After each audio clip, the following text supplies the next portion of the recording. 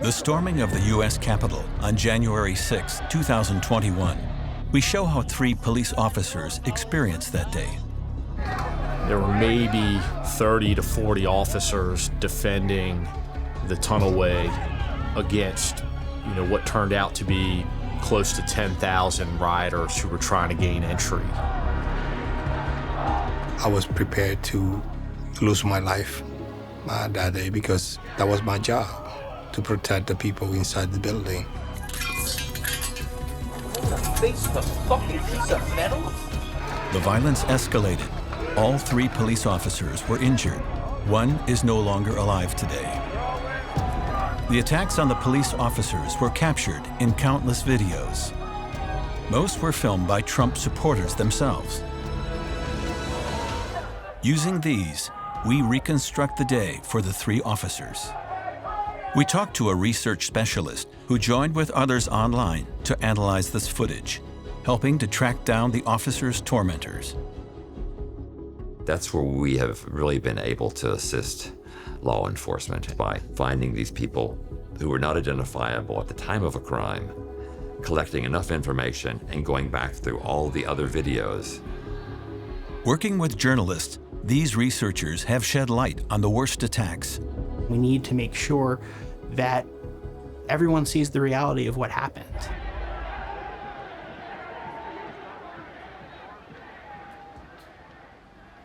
Jeff was your average guy. He was passionate about the things he enjoyed. He was brutally honest, and he was a true American. And we had to have an American flag outside the house. So we woke up on January 6th like it was any other day. And he left expecting it to be a very simple day, even though there was a lot going on. Michael Fanone is also a police officer in Washington, D.C. He is on duty that day. I'm an early riser. I was up around 5 a.m. I'm constantly in training for hunting season. Got home late morning. It was then I started exchanging phone calls and text messages with my coworker, Jimmy Albright, and we were both listening to the speeches at the rally that had begun, I guess shortly after, I think it was 11. President Donald Trump, who lost the election, has called for protests in Washington, D.C. Jeff assumed that these people were pro-police and he was going to go down there and do his job for a protest, but no issues. Unfortunately, that is not what happened. People really came up with. We could tell by the size of the crowd and also by the rhetoric that was being used in those speeches that there was a significant chance of violence. We fight like hell. And if you don't fight like hell, you're not going to have a country anymore. Trump refuses to accept his election defeat and calls on his supporters to march on the Capitol. And so we're going to walk down to the Capitol. And when Trump said that he was going to march with the protesters to the Capitol building, that's when I knew it was going to be bad. Congress is in session at the Capitol, meeting to certify the election of President-elect Joe Biden. The Capitol Police handles security at the Capitol. Aquilino Gonell is on that force. He's an immigrant and served in the Iraq War for the United States. It was a great opportunity for me to give back to the country that opened up his arm to me when I immigrated to the United States in '92, but also it was something that my family members, and both here in the United States and overseas, would be proud of me doing. On January 6th, I knew that we were going to be in for a long day. Before long, hundreds of people are streaming to the Capitol. They quickly break through the first police cordon. And then within 10 minutes or 20 minutes, there was a call on the over the radio requesting all available officers in civil disturbance unit uniform to respond to the west front of the Capitol. The Capitol Police are pressed hard. The rioters outnumber them and are willing to use violence. Officer Gunnell can also be seen in these images. But then we didn't have enough people, officers, to hold the line. More units are needed. Michael Fanone of Metropolitan Police joins his colleagues there.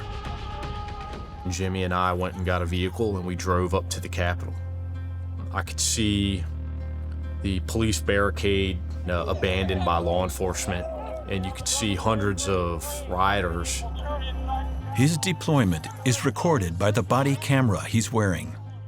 And I remember them yelling at us, calling us traitors. But Jimmy and I just kept walking up towards the south entrance to the Capitol. Once we made our way inside, it was chaotic. Jimmy and I made our way down to the tunnel, and what we encountered there was pretty intense. Let's get some fresh guys up front.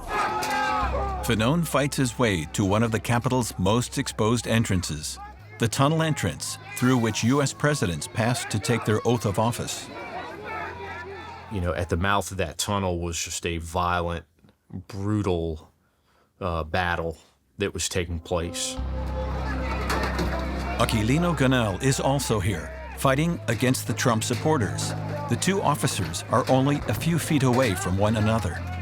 Normally, a fight with anybody lasts 5, 10, 15 minutes tops.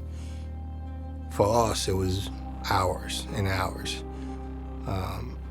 And when we got reinforcement, we didn't want to leave. We didn't, because we knew what was at stake. Not far away, members of Congress are still in the Capitol. If the tunnel entrance had fallen, thousands of rioters could have simply marched in. The violence against the police officers escalates. The fire alarms, the yelling, the screaming, the beating, the grunts, the screaming of people getting trampled.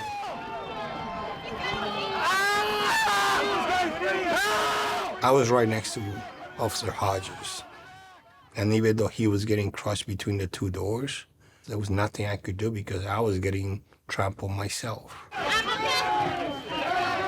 Both my hands were bleeding. My shield was bloody. It was sweaty. It was soaked in chemicals. Yet the police officers managed to gain back a few yards. First, we pushed them back through the set of double doors. Then we pushed them back through the threshold of the tunnel. Next thing you know, I'm being pulled off the line. One of the individuals in the crowd got a hold of me, pulled me out. After that, it was like getting hit by a wave. I was defenseless. And rather than bypass me and continue on with their efforts to gain entry to the Capitol, many of them chose to beat me.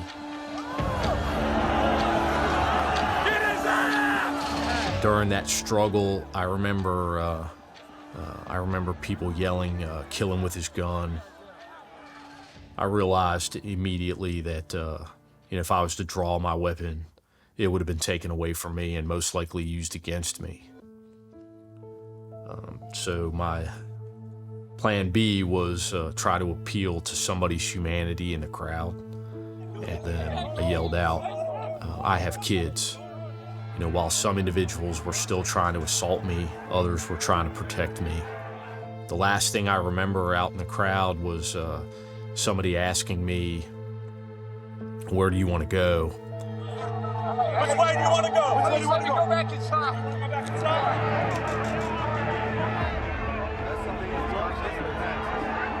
After that, I was unconscious.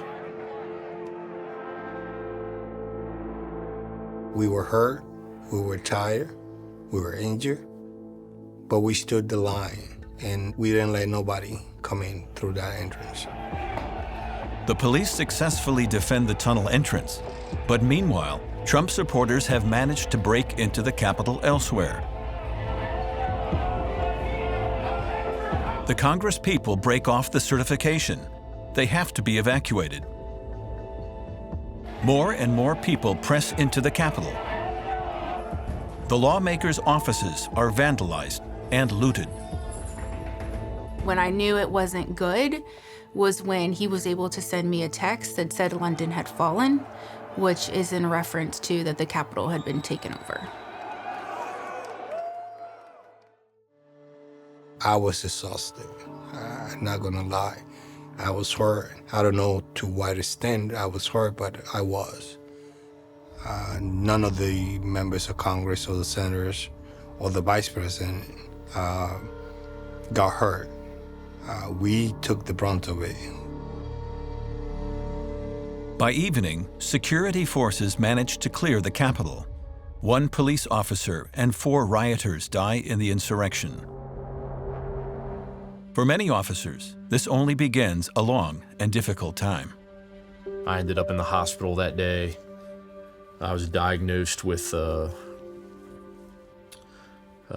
traumatic brain injury. I suffered a heart attack. Later diagnosed with PTSD. And yeah, here I am.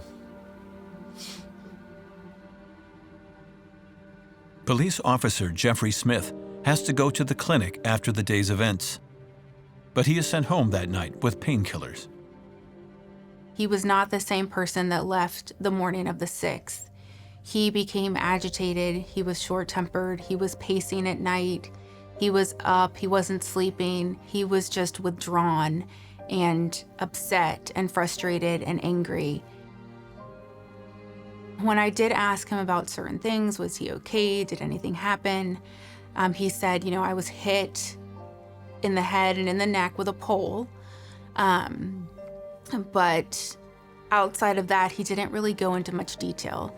The one thing that he did say was it was a chaotic scene. It was the craziest environment he'd ever been a part of and was really never trained for.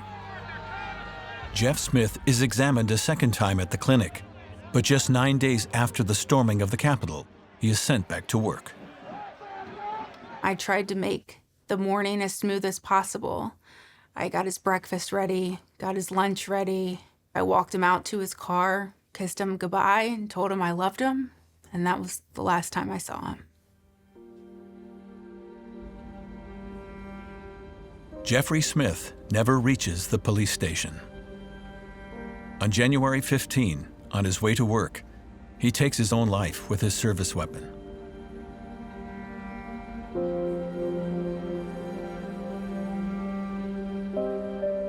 The other officers are also badly scarred by the day's events.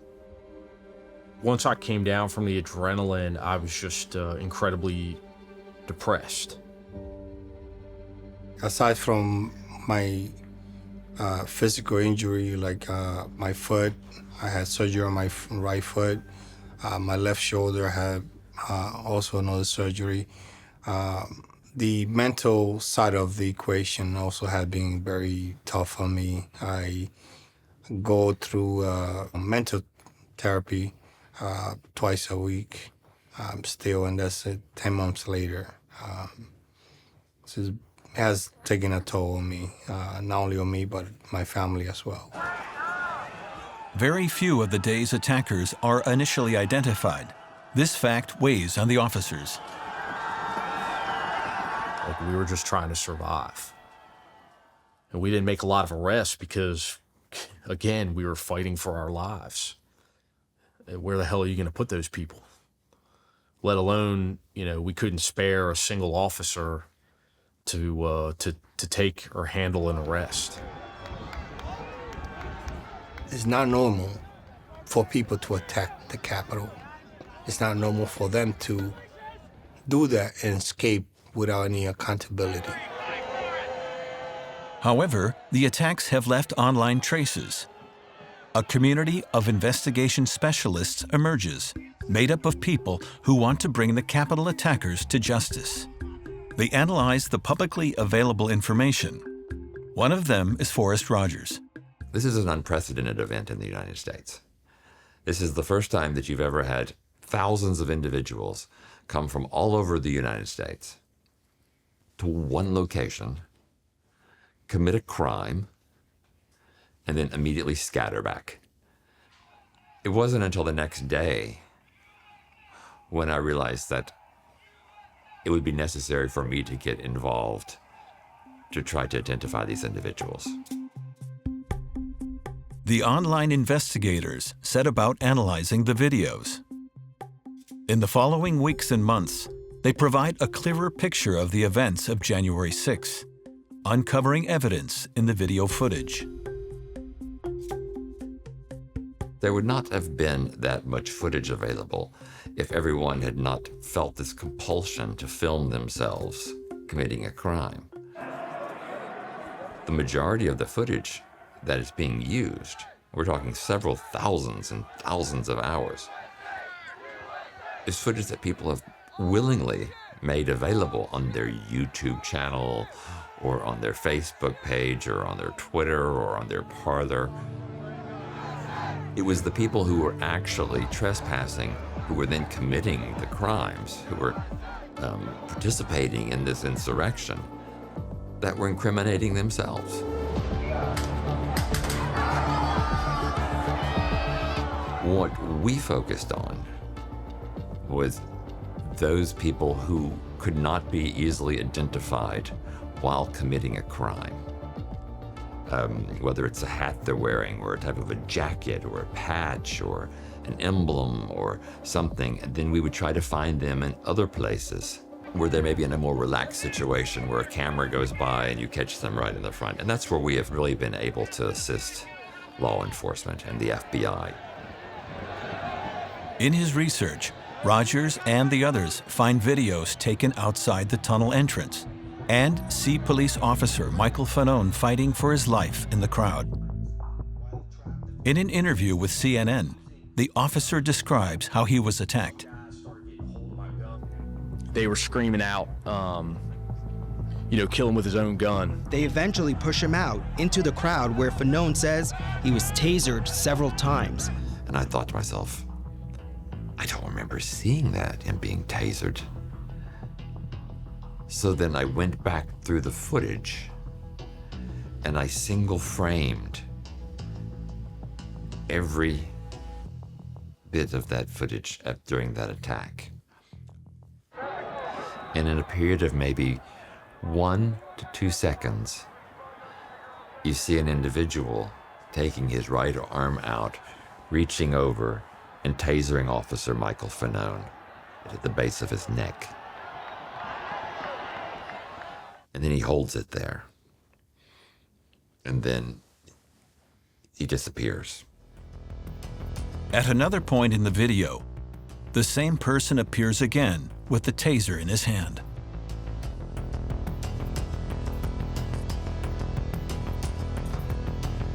Then suddenly, a spot at which the suspect is completely recognizable.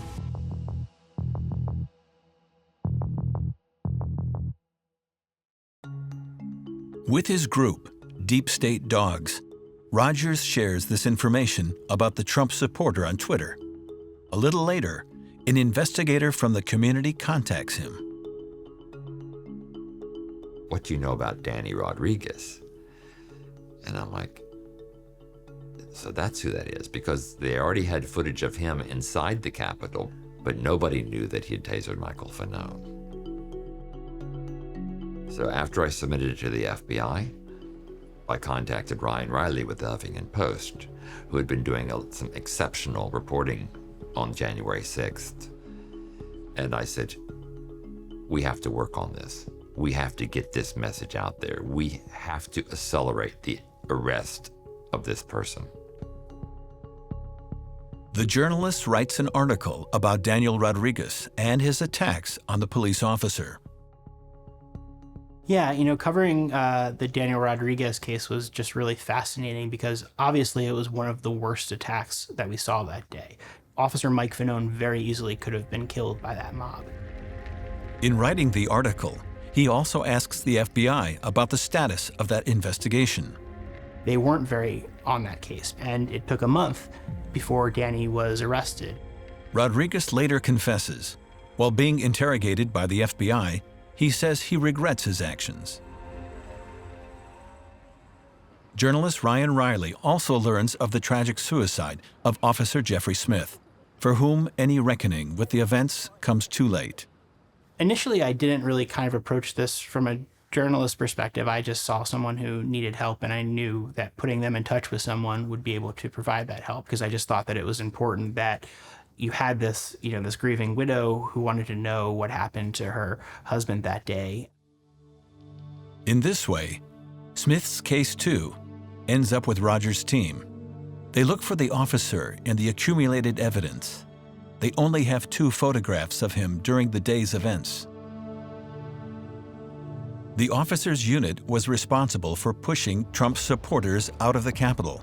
Rogers' team finds videos of these scenes and tries to track down Jeffrey Smith in the unit. Using the characteristics found in the photos, they managed to spot the officer. This is the first time we were able to locate him throughout the day. The online investigators find additional videos featuring the police officer and come across an explosive scene. During that time, he was attacked. This scene shows the moment in which Smith is hit in the face with his own police baton.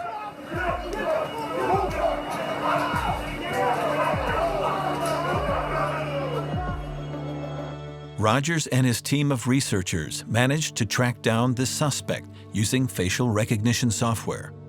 This new information leads to a civil suit, which in turn produces new evidence, the footage from Jeffrey Smith's body camera.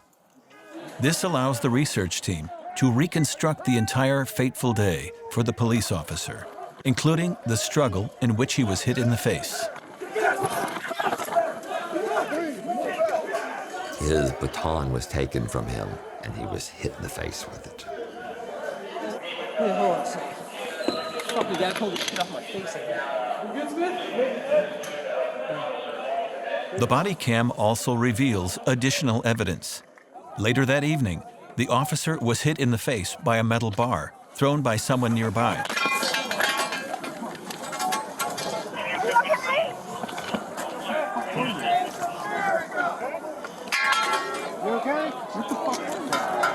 In the video footage, Smith appears to be disoriented and dazed after the 2 attacks.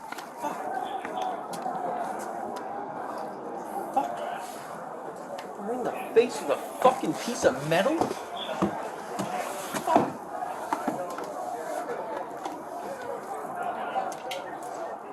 He was in great pain. You can see in the videos where he's looking for blood, where he was totally astonished. I mean, are you hurt? Yeah, probably a fucking cut with a metal cut, bam, right in my face. Alright. I don't know. Fucking crazy. In this way, Rogers' research team finds strong evidence suggesting Smith's injuries were more serious than doctors had initially realized. 2 medical reports indicate he suffered a brain injury in the attacks. These physical and emotional injuries almost certainly triggered his suicide, the experts say. So because Jeff's death was by suicide, they are not given any recognition. They are basically deleted from the system, if you will. With the new evidence, his widow, Erin Smith, is now fighting to have the suicide recognized as a death in the line of duty. This would not only be a huge recognition for Jeff, but with hopes it will change the way suicides are viewed by police departments across the U.S.